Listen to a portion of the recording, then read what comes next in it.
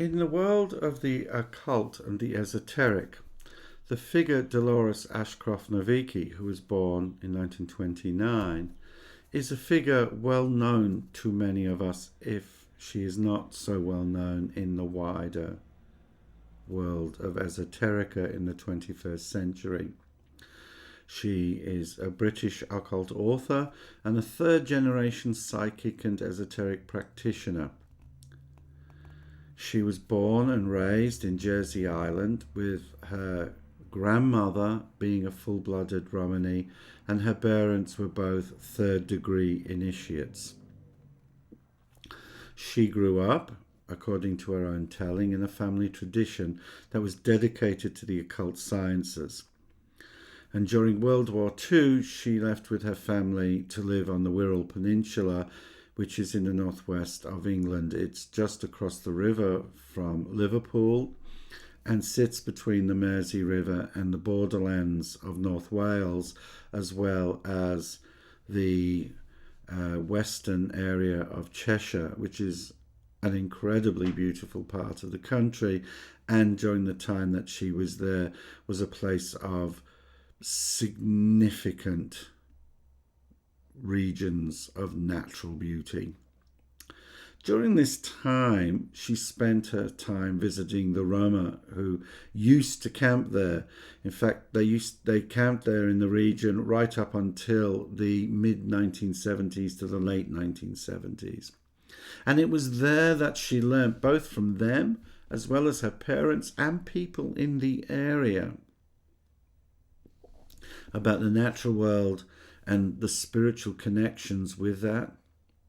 Tarot cards, an interest that she maintained throughout her own life, producing the Servants of Light tarot deck, and fortune telling. And after the war, her family returned back to the island of Jersey. This is just off the coast of France. And her parents were to form a clandestine occult discussion group due to the rather punitive restrictions in Jersey at the time. During the 1960s, Dolores entered the Society of the Inner Light, which was an order founded by the occultist Dion Fortune. And it was there that she became associated with Walter Ernest Butler and Gareth Knight. And they established and ran over many years the Helios course in practical Kabbalah. And this, in 1971, became the foundation for the Order of the Servants of Light. In 1976, Butler decided to retire, and Ashcroft-Nowicki became the Director of Studies of the Servants of Light, which was the time that I met her, and a position she handed on in June 2018 to Stephen Kreitley.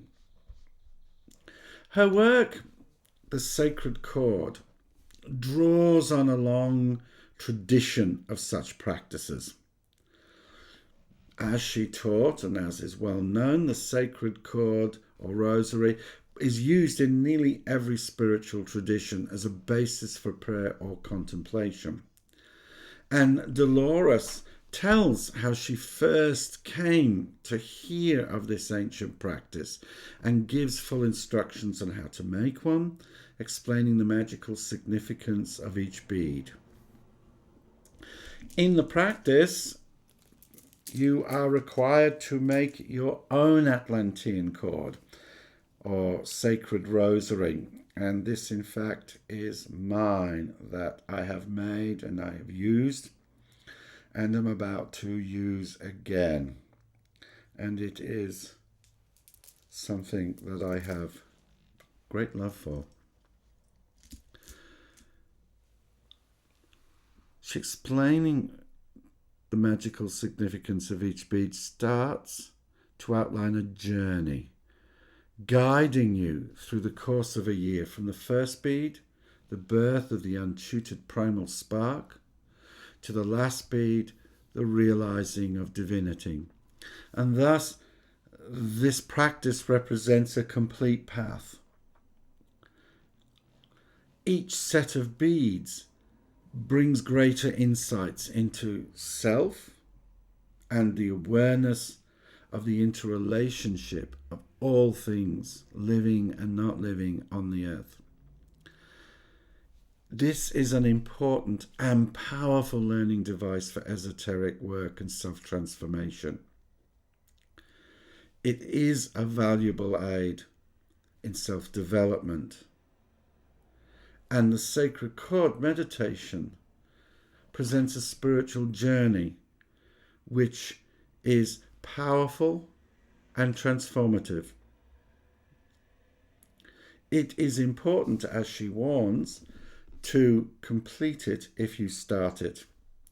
I can attest that this is advisable. When I very first did this practice in 1981, I was much more young and fickle and possibly a bit too self-assured, and I began the practice with all the verve of someone of my age and promptly dropped the practice within 3 months. It would only be 20 years later that I was to understand that doing this had set in motion a whole series of events that clearly followed on from that. And not all of them were pleasant. And I was to return to this practice in the late 1990s, where I finally completed my vow and began and finished this important practice. There are 2 editions. There is the original edition, which is produced by HarperCollins in 1990. And then there is a newer edition which was published about 2008. I have both copies of these, and you can find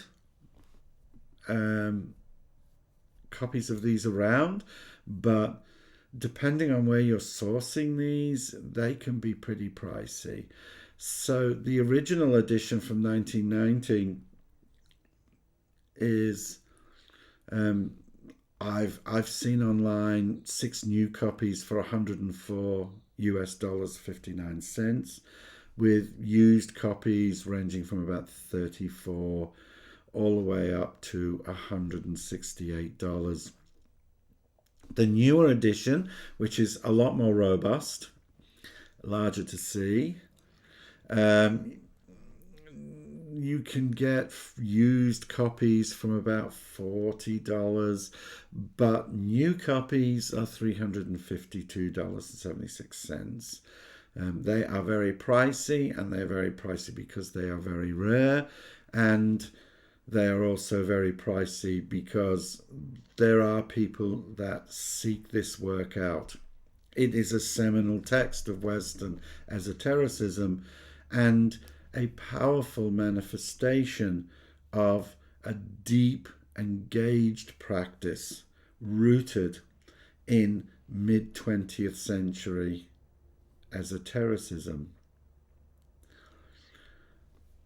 In later completions of this practice, I found some of the ideas behind the steps of it a little too rooted in Western esotericism, and I will admit that, keeping within the strictures of the practice, that I altered the underlying philosophy behind these, but not the idea nor the practice itself, and did not find any problem with the adaptation or with it affecting the end result.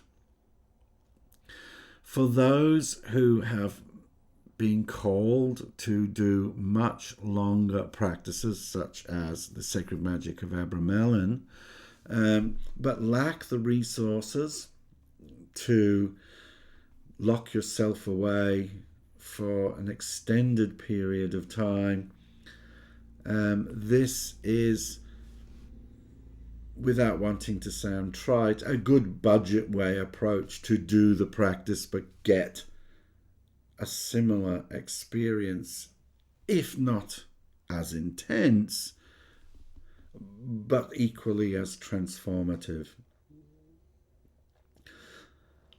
There are PDF versions available for those who are so inclined to trawl the internet archives. But should you choose to do that, then I will leave that to your own ethics and your own morality. But given the difficulty of this text in finding a copy and the extreme cost, then sometimes needs must. You could, of course, always approach the publishers. The 2006 edition was published by Thoth Publications. HarperCollins owned the rights to the 1990 edition. Or you might be lucky and know someone who has a copy. I heartily recommend this practice to those who wish to engage with something a little deeper and a little more intense and rigorous. The outcomes, as with all these practices, are unique to each person. But should you so choose, then embarking upon the Sacred Court meditations is a powerful way of engaging in the evolutionary spiritual journey that is the late 20th and early 21st century spirituality and the world of the occult and the esoteric. I am Dr. Shimon de Valencia, and I am the Merry Mystic. May you, in your journeys, gain realizations, gain joy, but most of all, gain insight. Namaste.